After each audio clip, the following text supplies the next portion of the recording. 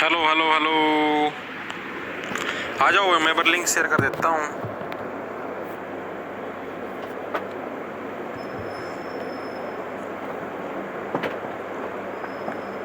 आ जाइए।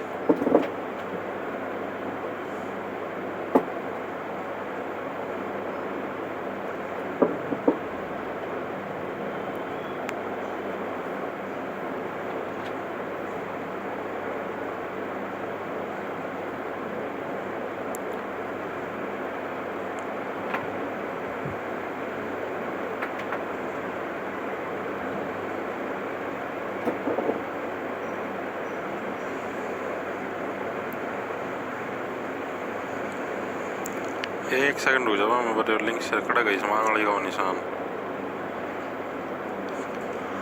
करा भाई स्टार्ट। आ जाओ भाई फटाफट से। बढ़िया भाई बढ़िया। राम राम जी सारे ने। मैं तारा साथी मोहित पुनिया बताऊं सारे का जॉब स्टार यूट्यूब चैनल पर भाई शांत के सीढ़े पर फिर तो स्वागत करूँ। सुना दो क्या अंतर है भाई। कल क्लास इसलिए नहीं लेने पाया था भाई, काम हो गया था, अर्जेंट पीस ऑफ वर्क। किसी भाई का एक्सीडेंट हो गया था, उधर जाना पड़ गया था भाई। ज्यादा चोट पटका लग गई थी उसका। ठीक है, मजबूरी थी भाई, मन को शौक कौन छुट्टी मारने का। ठीक है, तो देखो भाई अब आप लोगों को पता भाई, अब देखो आपके एग्जाम स्टेटस भी आ गए हैं SSC MTS वालों के। और आपके 30 सितंबर से आपकी परीक्षाएं भी शुरू हैं भाई। 30 सितंबर को आपका फर्स्ट एग्जाम होगा। ठीक है, अब मैं आपको एक तो कुछ आगे के प्लान बता देता हूँ, आगे क्या कुछ करना है। आज तारीख होगी आपकी 20। ठीक है, मैं ऐसे सोचने लग रहा हूं कि आपको करीबन 7 दिन तक 7 आपको मतलब कि मोस्ट एक्सपेक्टेड क्वेश्चन के प्रैक्टिस सेट करवा दूं। मोस्ट एक्सपेक्टेड क्वेश्चन के प्रैक्टिस सेट। ठीक है, 7 दिन तक कल से स्टार्ट कर दूंगा। ठीक है, अगर आप लोग बोलो तो मिक्स पर्सन आएंगे 40-50%, जिनकी आने की मतलब की ज्यादा प्रोबेबिलिटी होगी। इसके साथ साथ आपको भाई मैं ये सोचने लग रहा हूँ भाई 7 दिन काफी हैं। ठीक है, क्योंकि 30 से जो एग्जाम शुरू है 2-3 दिन का, तो बीच में रेस्ट भी चाहिए, दिमाग आपका शांत होगा। ठीक है, और जैसे आपका जैसे 30 तारीख को जब भी एग्जाम होगा आपका 30 सितंबर को, तो उस दिन भाई रात को मोस्ट एक्सपेक्टेड क्वेश्चन भी करवा दिया करूंगा। जो जैसे जो एग्जाम है उसके भी आप पर वो एग्जाम वाले क्वेश्चन नहीं करवाएंगे, क्योंकि शेयरिंग अलाउड नहीं कर रखी SSC ने, बाकी करवा दे। बाकी भाई आज की क्लास के अंदर ये जो बुक्स और ऑथर हैं, ठीक है, ये आज का अपना टॉपिक है बुक्स एंड ऑथर। ठीक है, ये इंपॉर्टेंट टॉपिक है भाई। जो प्रीवियस ईयर के पेपर आप लोग खोल के देख लियो, हर एक पेपर के अंदर भाई 2 क्वेश्चन है। हर एक पेपर के अंदर 2 क्वेश्चन है बुक्स एंड ऑथर के। यकीन नहीं होता, प्रीवियस ईयर का पेपर उठा के देख लेना। आज इस क्लास में सारे याद करवा दिए, 19 से लेकर 23 तक जो भी आए, बार बार वही रिपीट होते, नए नहीं इनके पास, बार बार वही सेम टू सेम आएंगे। ठीक है, देखो भाई इन पर्सनों की PDF आपको जो अपना टेलीग्राम चैनल @J छोटे अक्षर में RGT टारगेट नाम से, जहां पर करीबन 1,73,000 सब्सक्राइबर हैं। अगर आप लोग और जुड़ोगे तो 174 भी हो जाएंगे। देखो क्या निम्नलिखित में से कौन cracking the code my journey in Bollywood. ठीक है भाई, मतलब कि ये बुक का नाम है क्रैकिंग द कोड। इंग्लिश में लिख देता हूँ, आज वो इंग्लिश करनी भूल गया क्या वो टाइपराइटर, कोई बात ना भाई, चला लो काम। Cracking the code my journey in Bollywood. ठीक है, पुस्तक के सह लेखकों में से एक है। ये प्रश्न भी आपका बहुत बार आया है प्रीवियस ईयर के अंदर। मैं सिर्फ वही प्रश्न लेके आया जो बार बार रिपीट हुए हैं। ठीक है, ये प्रश्न आपका 3 बार आ लिया सिर्फ SSC MTS के अंदर ही। 19 के अंदर आया ये, उसके बाद आपका 22 के अंदर भी, 23 के अंदर भी 3 बार आया लिया। ठीक है, इसको देखो कौन सा आपका आयुष्मान खुराना ऑप्शन नंबर आपका C करेक्ट हो जाएगा। इसको याद कैसे रखो, देखो क्रैकिंग द कोड मतलब कि आप किसी कोड को, कोई एक कोड आपने भर रखा है, आप उस कोड को तोड़ के आने लग रहे हो। ठीक है, यानी कि देखो खुराना पता किसको बोलते हैं, खुर जमा आना, खुर प्लस आना। और खुर किसको बोलते हैं, खुर बोलते हैं जो आपने भैंस देखी, भैंस या गाय देखी होगी, तो भैंस के जो नाखून होते हैं ना, या जो गाय के जो नाखून होते हैं आगे से, आपने ऐसे नहीं देखे, ये देखो ऐसे होते भैंस के नाखून आगे से, देखे होंगे किसी ने। ठीक है, गाय के भी इसी टाइप से होते हैं, उनको खुर बोला जाता है। ठीक है, ऐसे बोलते हैं भैंस के खुर, नो वाला भैंस के नाखून, भैंस के खुर। ठीक है, और जब भी भैंस के खुर आते हैं, ठीक है, भैंस के क्या है, जब भी खुर आएंगे तो क्या है, वो आपके कोड को तोड़ते हुए आएंगे। यानी कि जो आपका मान लो यहाँ पर ये स्किन है, इस स्किन का जो कोड है आपका, इस स्किन के ऊपर यहाँ पर जो कोड, उस कोड को क्या है, तोड़ते हुए आएंगे ये खुर ऐसे इस टाइप से। ठीक है, यानी cracking the code my journey in Bollywood, यानी किसके, आयुष्मान खुराना। याद कैसे रखोगे, खुर आना। ठीक है, खुर आने लग रहे हैं और जैसे ही खुर आएंगे कोड को तोड़ते हुए आएंगे। ठीक है, याद हो गया, इंपॉर्टेंट है, बार बार आया है, 3 बार आया लिया टोटल। आगे देखो गला क्या है, the great Indian novel dash द्वारा रचित एक व्यंग्य उपन्यास है। बताओ भाई, ग्रेट इंडियन नोवेल है, ये किसके द्वारा रचा गया एक व्यंग्य उपन्यास है। व्यंग्य का मतलब होता है आपका हंसी मजाक वाला। एक सेकंड रुक जाओ, ठीक है, द ग्रेट इंडियन नोवेल, इसके अंदर ये क्या है आपका व्यंग्य का मतलब क्या था, व्यंग्य का मतलब होता है जो हंसी मजाक होता है उसको व्यंग्य बोलते हैं। व्यंग्य उपन्यास है, ये चीज मायने रखती है, हंसी मजाक नाम और ये याद होने चाहिए। द ग्रेट इंडियन नोवेल, ये किससे आपका शशि थरूर से रिलेटेड, ऑप्शन आपका डी करेक्ट हो जाएगा। याद कैसे कोई भाई शशि थरूर, देखो उसको याद करने की सिंपल सी ट्रिक है।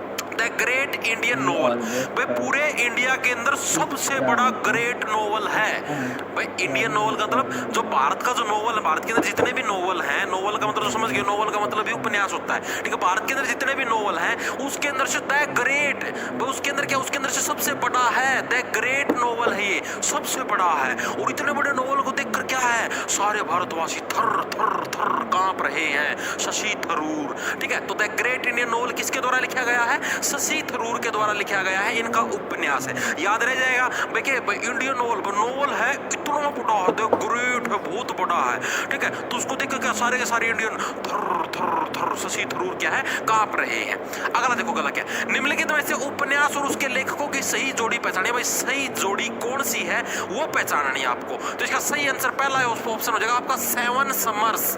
7 समर्स भाई 7 गर्मियां, 7 गर्मियां किस क्या है आपका, मुल्क Raj Anand.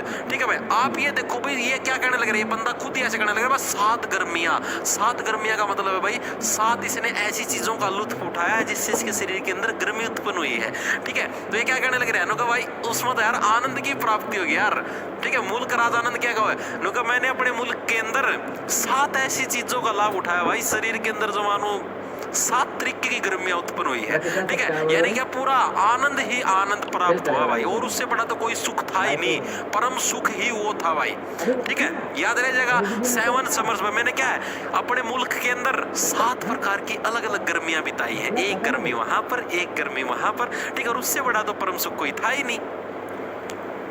Sir SSC GD की क्लास कब से होगी? सर जीडी की क्लास भाई अक्टूबर के अंदर लेंगे, जीडी की और साथ में आपकी रेलवे एनटीपीसी की दोनों की क्लासेस शुरू कर देंगे अक्टूबर के अंदर से। ठीक है, उस चीज की टेंशन ना लो आप लोग। जीडी हाँ एनटीपीसी की भी उसी के साथ कर देंगे।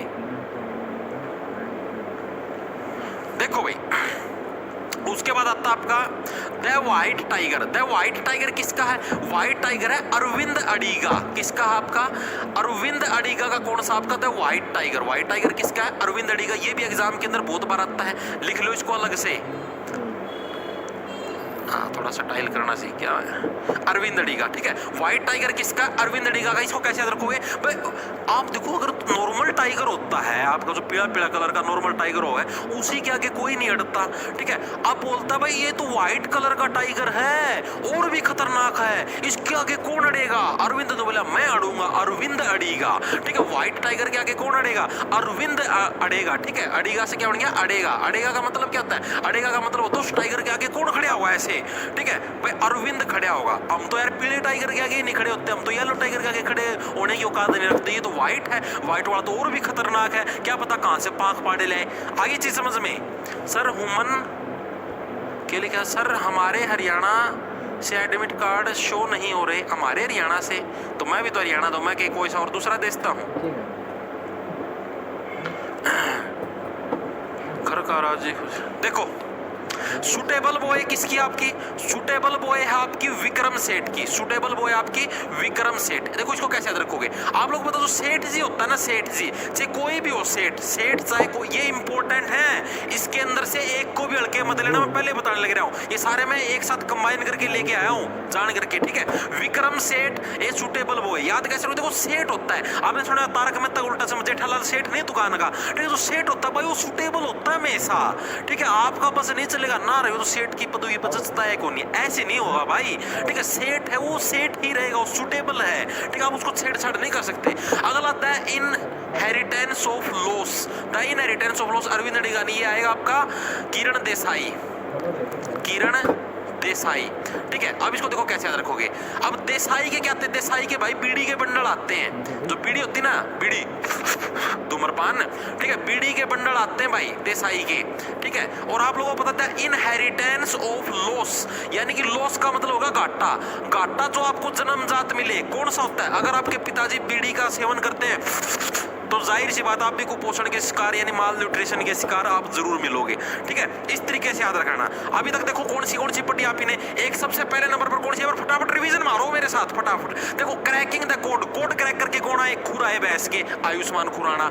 उसके बाद है ग्रेट इंडियन बॉय, ऐसा इंडियन जो बहुत ग्रेट है, उसको देखते क्या सारे जने थर थर थर शशि थरूर कांपने लगे। अगला आपका कौन सा है, सेवन समर। सेवन समर्स किसका है, 7 प्रकार की समर्स का आनंद लिया मैंने अपने मुल्क के अंदर, आनंद मुल्क राज आनंद। व्हाइट टाइगर, हम तो भाई पीले टाइगर के आगे नहीं हटते, तू व्हाइट की बात करने लगे रे, अरविंद अडीगा, ठीक है। A suitable boy, suitable boy कौन होता है, सेठ होता है, Vikram Seth. The inheritance of loss, loss का मतलब घाटा। घाटा आपको कब होता है, जन्मजात घाटा। इनहेरिटेंस का मतलब जो आपको अपने माता पिता से मिलो, घाटा कब मिलेगा, जब क्या है, देसाई के बीड़ी बंडलों का शौकीन हो, ठीक है। अगला देखो क्या है, सत्य के साथ मेरे प्रयोगों की कहानी। बहुत ही अच्छा ये है भाई, बहुत बार आया है ये क्वेश्चन भी। सत्य के साथ मेरे प्रयोगों की कहानी डैश की आत्मकथा, किसकी ऑटोबायोग्राफी है। सत्य के साथ मेरे प्रयोगों की कहानी भाई, अरे इसकी कई बार इंग्लिश में भी लिख के दे देता है, एक्सपेरिमेंट्स विद बन सत्य के साथ मेरे प्रयोगों की कहानी, सत्य के साथ an experiments with truth, story of my experiments with truth, ये बनेगी। ये कई बार इंग्लिश में भी लिख के दे देता भाई, स्टोरी ऑफ माई एक्सपेरिमेंट। तो कंफ्यूज मत देना, मैंने देखा था यो, पता है कैसे दे रखा था ये, आपको बताता हूँ। ये एक जो शिफ्ट थी ना, एक शिफ्ट के अंदर तो ये ऐसे दे रखा था डायरेक्ट, ये जो मैं लिख के लेके आ रहा हूँ कि सत्य के साथ मेरे प्रयोगों की कहानी डैश की आत्मकथा। एक शिफ्ट के अंदर ये ऐसे लिख रखा था, निम्नलिखित में से कौन सी महात्मा गांधी की आत्मकथा है। उसके अंदर 4 आपको मतलब कि अलग अलग बुकों के नाम थे, उसके अंदर ये इंग्लिश में लिख रखी थी, story of my experiment with the truth, ठीक है। तो इसको थोड़ा ध्यान में रखना, कई बार इस टाइप से भी दे देगा, ये इसी की इंग्लिश है। तो ऑप्शन नंबर आपका बी करेक्ट। जब महात्मा गांधी, आप लोगों को पता महात्मा गांधी क्या है, सत्य और अहिंसा के मार्ग पर चलते थे, ठीक है। हमेशा क्या है, सत्य बोलूंगा, अहिंसा, नॉन वायलेंस कॉर्पोरेशन, ठीक है। अपना संबंध है भाई नॉन वायलेंस, अहिंसा के साथ, यानी सत्य के साथ क्या मेरे जितने भी प्रयोग हैं, मैंने जो भी सत्य बोलता था मैं, ठीक, उसके साथ मैंने जो भी एक्सपेरिमेंट करे भाई, हाँ यहाँ पर ये बोल रहा हूँ, वहाँ पर बोल रहा, उसके साथ मेरे प्रयोगों की कहानी, वो किसके, वो महात्मा गांधी जी के, वही हमेशा सत्य बोलते थे। एक ही नाम है, आपको डायरेक्ट याद रह जाए, इसके अंदर तो कुछ है ही नहीं, ठीक है। नेक्स्ट देखो, नेक्स्ट क्या आपका डंडारी नृत्य, ये नृत्य लगड़ा घेर दिया भाई इसने, इसके अंदर कोई बुक तो नहीं है। डंडारी नृत्य मंडलियां कोल्लम और राजगोंड जनजातीय, गलती का नृत्य वाला प्रश्न आएगा, चलो इसको भी कर लेते हैं, कोई बात नहीं। डंडारी नृत्य है भाई आपका, डंडारी नृत्य मंडलियां, डंडारी नृत्य मंडलियां पूरा एक ही इतना, ठीक है। डंडारी की जो नृत्य मंडलियां हैं कोल्लम और राजगोंड जनजातियों भागीदारी के साथ एक पखवाड़े तक दिवाली के त्योहार के दौरान डैश प्रदर्शन करती है। जो डंडारी नृत्य मंडलियां हैं वो दिवाली के दौरान भाई जो एक डांस प्रोग्राम करती है उसके दौरान किस चीज का प्रदर्शन करती है, प्रश्न पूछा गया है। छऊ कहाँ का, छऊ मैंने आपको बताया था, छऊ कहाँ पर है, आपका उड़ीसा के अंदर है, झारखंड के अंदर है, पश्चिम बंगाल के अंदर है, ठीक है। आप बताओ इसका छऊ तो इसका आएगा नहीं, ठीक है। डंडारी नृत्य आपका बैगा पर दोनों भी नहीं, गुसाड़ी आएगा, ऑप्शन आपका सी करेक्ट हो जाएगा, ठीक है। डंडा, डंडा क्या है, डंडा गुसाड़ दिया जाता है भाई, गुसेड़, ठीक है, यानी गुसाड़ी, ऐसे याद कर लो यार, ये तो वैसे याद रह जाएगा, ठीक है। अगला देखो, निम्नलिखित में से कौन उपन्यास एनिमल फॉर्म का लेखक है भाई। उपन्यास एक उपन्यास आपका नोवेल है, ठीक है। उस उपन्यास का क्या नाम है, एनिमल फॉर्म, ये भी बहुत बार आया है। इस उपन्यास के लेखक का नाम बताइए क्या, Thomas Hardy, George Orwell, Roald डाल या चार्ल्स डिकेंस, बताओ भाई। एसएससी की तैयारी कब से करा रहे हो भाई, अक्टूबर से करवाएंगे। सर राष्ट्रपति का बेरोजगारी भत्ता कैसे प्राप्त करें, मैं पेपर दिया चुपचाप पर क्लियर नहीं हुआ, समझ में नहीं आया भाई। राष्ट्रपति जी का बेरोजगारी भत्ता वो कैसा होता है,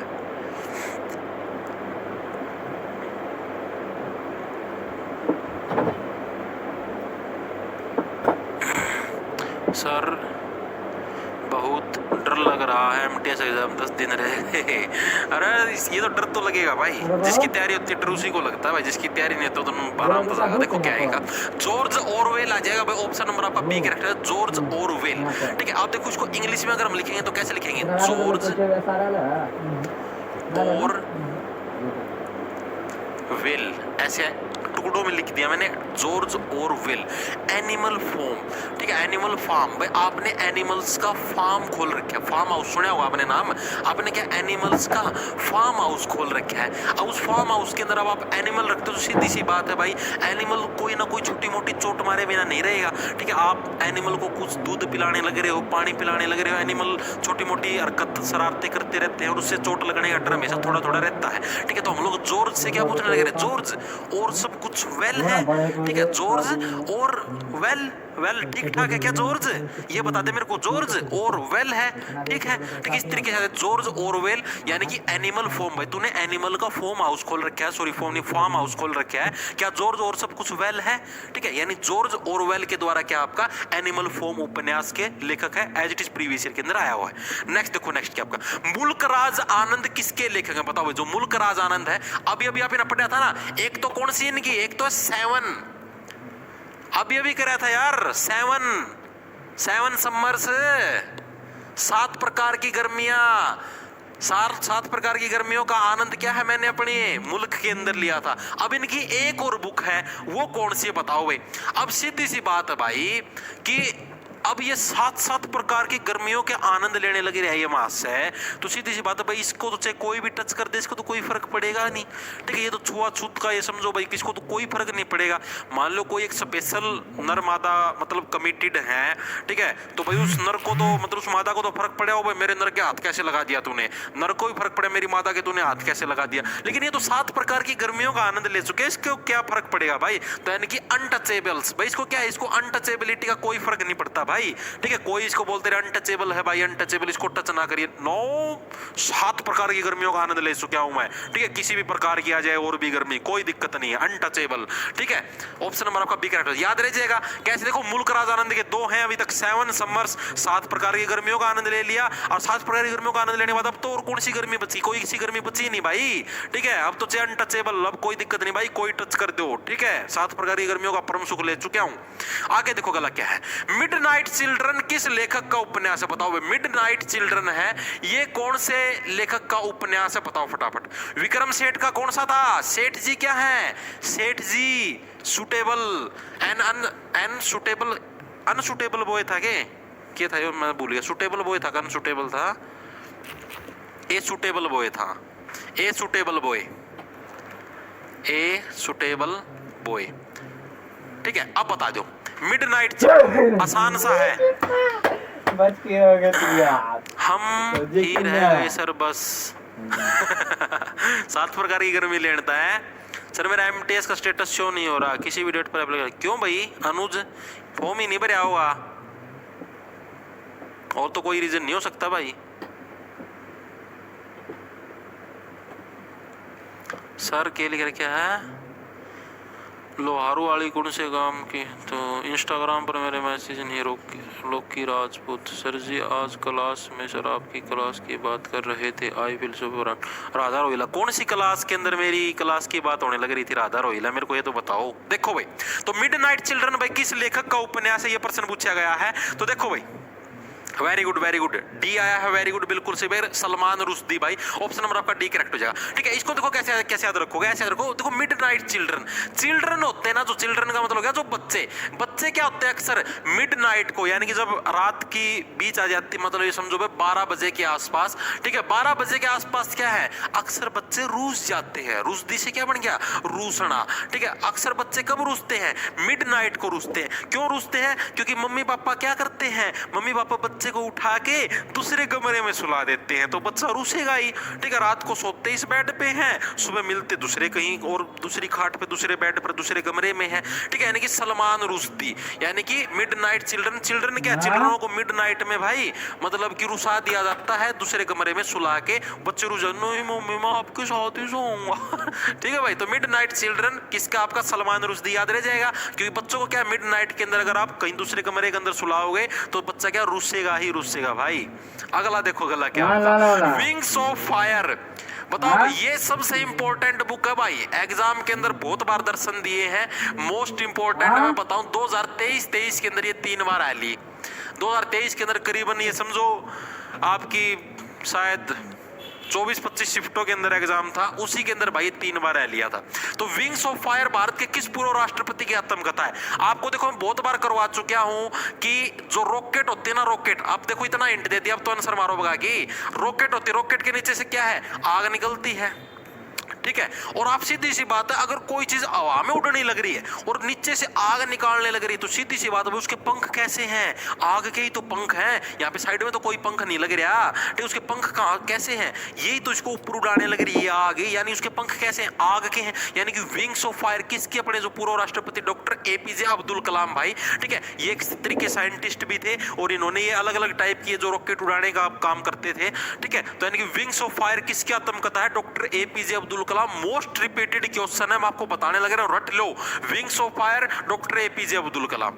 नेक्स्ट चले, नेक्स्ट देखो भाई, निम्नलिखित में से कौन रिवॉल्यूशन 2022 पुस्तक का लेखक है? अब मैं आपको एक ट्रिक बताऊंगा, ठीक है। अगर आपको कोई भी क्वेश्चन मिल जाए, उसके अंदर ये डिजिट वाला कुछ भी मिल जाए, ठीक है, 2020 मिल गया, 5 मिल गया, मतलब कोई भी आपको 5 मतलब कि कोई भी नंबर मिल जाए, 5, 10, 2 टाइप ऑफ मैन, कुछ भी मतलब कि जिसमें 1, 2, 3, 4, 5 या कोई भी मतलब कि गिनतियों का अगर आपको कुछ भी मिल जाए, तो उसमें भाई आंख खोल के चेतन भगत ठोक देना, ठीक है।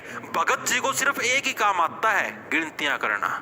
आगे बात समझो, उससे अलग कुछ नहीं आता, सिर्फ गिनतियां करवा लो कितनी ही। किसी भी बुक के